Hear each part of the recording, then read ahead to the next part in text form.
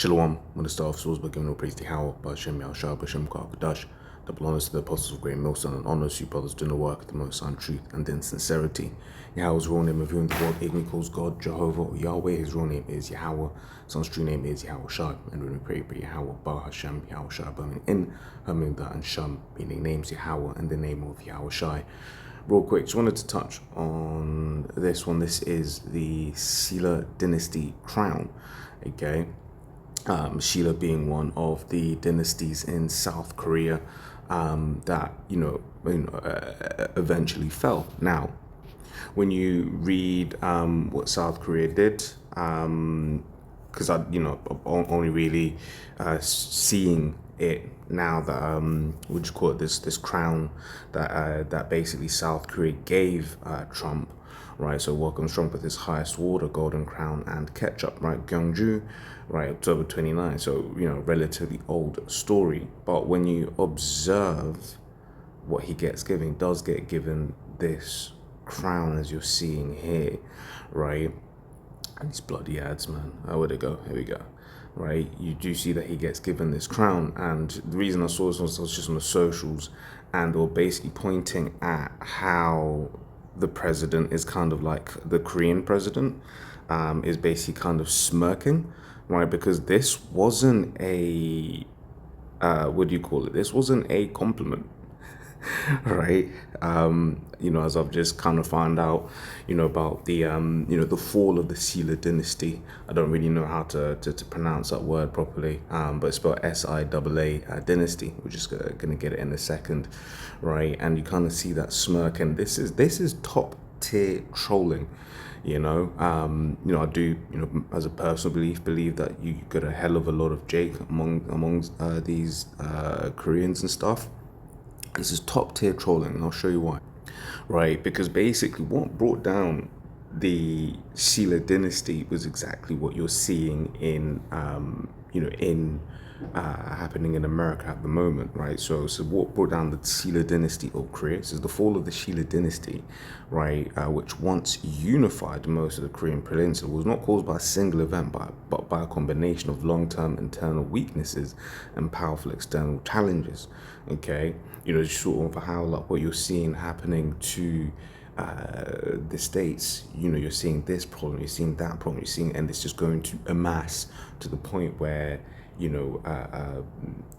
America is done. Okay, this is the decline of central authority, right? After the peak of the unified Silla in the 7th and 8th centuries, and America's past its peak. Okay, America's way past its peak. Let's get a precept on that.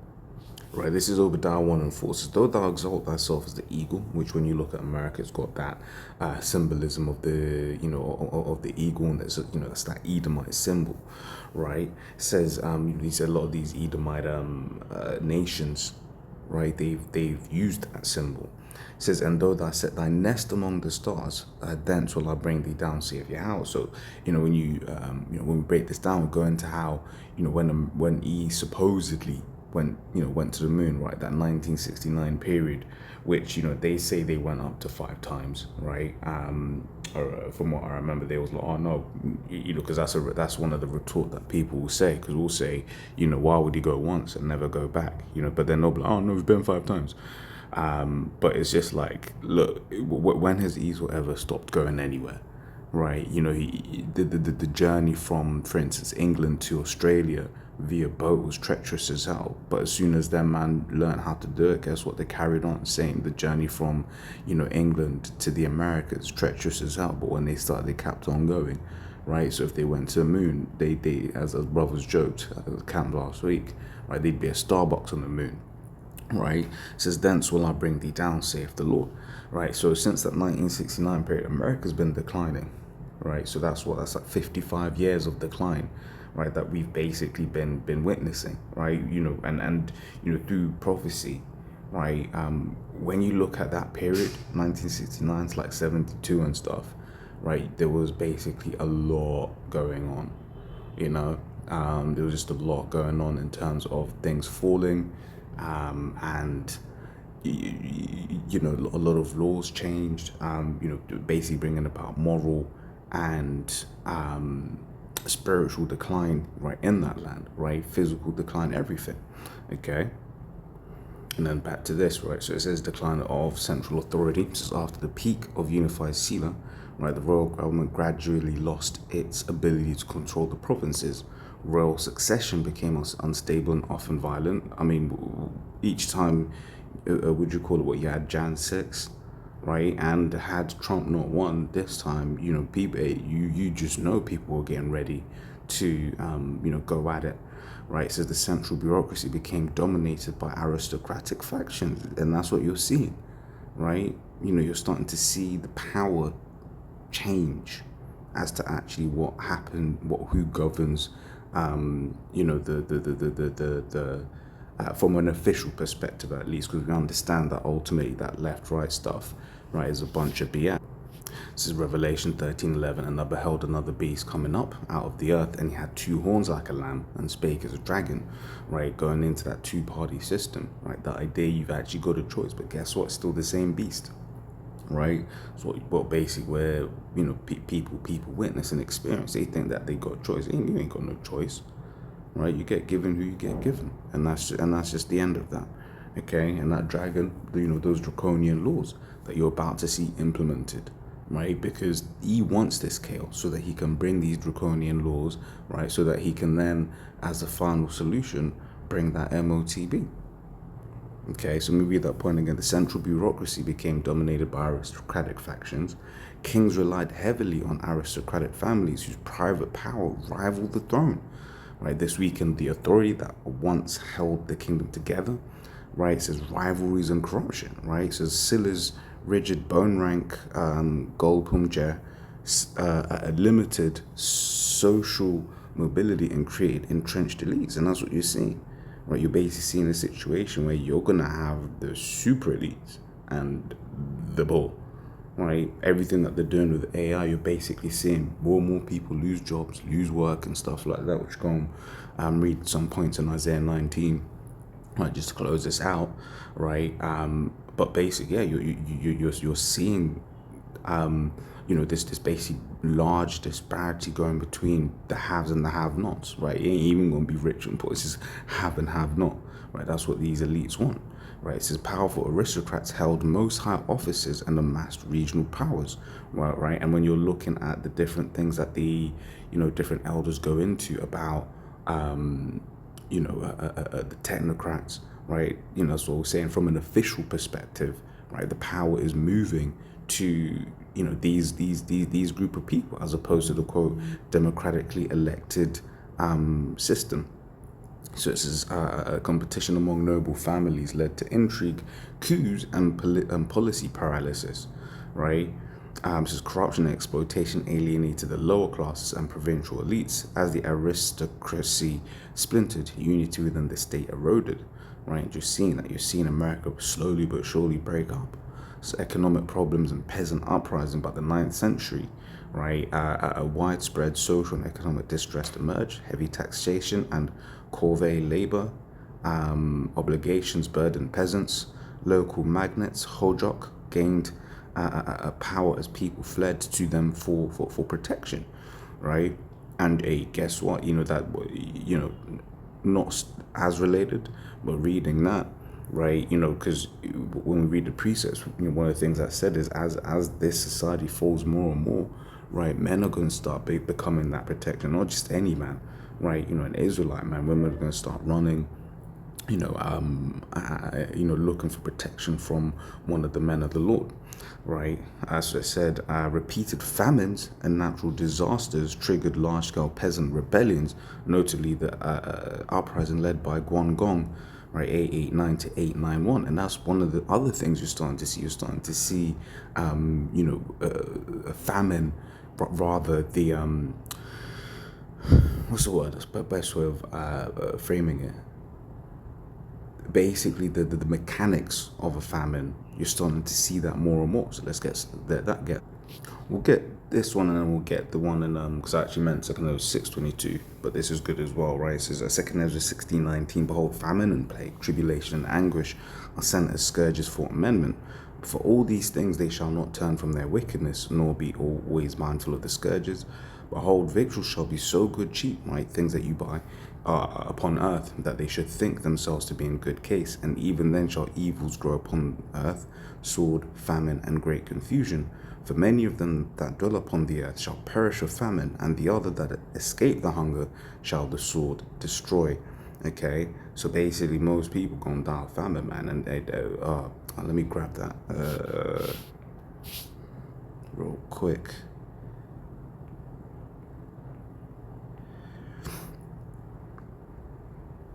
This is Lamentations 4:9. It says, they that be slain with the sword are better than they that be slain with hunger, for these pine away, stricken through for one of the fruits of the field. Right, and let's get a precept. You can look into these different precepts on famine. Right, Second Ezra 6:22, and suddenly shall the sown places appear unsown, the full storehouses shall suddenly be found empty. Right, once again, you're starting to see the mechanics of a famine being created throughout the world. Okay, right, so back here, right, so it says the rise of regional warlords and the later three kingdoms. As the central state weakened, local warlords consolidated power and effectively became independent rulers. Two major rebel states formed, later Baekje, Hubekje, founded by Gyeonghwan, later Goryeo, Taebong, later known as Goryeo, founded by Gunye, then taken over by Wangon. Right, so Silla retained only the Gyeongju, right, area by the early 10th century, which, if I'm not mistaken, one sec. Yeah, this is Gyeongju is where that last stronghold, right, for the Silla dynasty, but also where this meeting appears to have been held, right, Gyeongju, right. So that's interesting as well. Just once again, just because it says well, it was no longer a peninsula-wide power. And America's losing that power that it once had. Right, these other nations are looking at, saying, look, thou become weak as we, right? They see, right, that basically, what's the term? Basically, the eagles are circling, man. Right, they see the fall of America coming. Right, so it goes, 5 says, peaceful surrender to Goryeo, faced with overwhelming military and political weakness. The last Silla king, King Gyeongsun, right, peacefully surrendered the kingdom in 935 to Wangon of Goryeo. Right, this marked the end of the Silla dynasty and the beginning of the Goryeo dynasty, which would rule for nearly 500 years. Right, so as a summary, it says the dynasty fell due to internal political fragmentation, aristocratic power struggle, economic distress and peasant revolt, the rise of powerful regional warlords, and the emergence of competing states. Right, it says all of these combined to make it impossible for Silla to remain. Right, it says what about civil war? Right, and it cooked me for my spelling. It says if you mean civil war, it says in the fall of Silla, yes, civil war played a major role in bringing down a dynasty. Right, it's a civil war in late Silla. Right, peasant uprisings returned into full-scale regional rebellions. Right, it says beginning in 889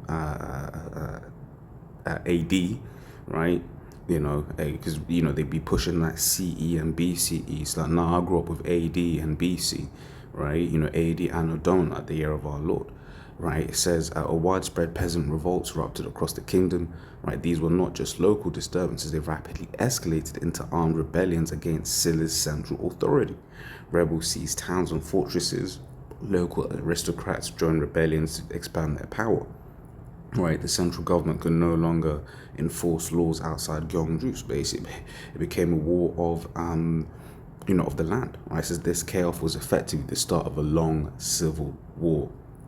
Right, what film did you have? Right, you basically had that film Civil War, released two years ago.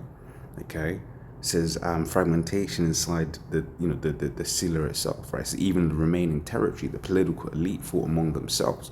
Noble families plotted coups. Provincial governors ignored the throne. Royal authority broke into factions. Okay, so let's grab Isaiah 19, close it out. This is Isaiah 19, the burden of Egypt. Behold, Jehovah rideth upon a swift cloud, right, and shall come into Egypt, and the idols of Egypt shall be moved at his presence, and the heart of Egypt shall melt in the midst of it. Right, it's just talking about the chariots.